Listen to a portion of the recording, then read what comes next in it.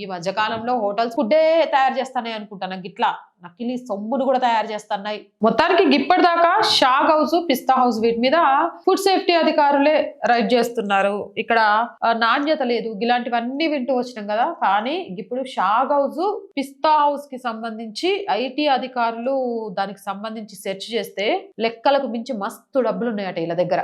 ఏడు నుంచి వచ్చినాయి?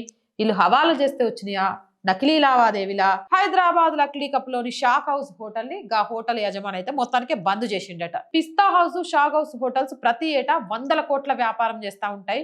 రాజేంద్ర నగర్ లోని పిస్తా హౌస్ ఓనర్ మహమ్మద్ మజీద్, మహమ్మద్ ముస్తాన్ ఇళ్లలో ఐటీ అధికారులు సోదా చేశారు. రికార్డుల్లో చూపని ఆదాయం, నిజమైన ఆదాయం మధ్య మస్తు తేడా ఉందట. పిస్తా హౌస్ వర్కర్లుండే అపార్ట్మెంట్ లో కీలకమైన డాక్యుమెంట్స్ దొరికినాయట. ఐటీ అధికారులు వాటిని స్వాధీనం చేసుకున్నారట. వర్కర్ల నుంచి ఐటీ శాఖ అధికారులు కీలక సమాచారాన్ని కూడా రాబట్టినట్టు తెలుస్తోంది.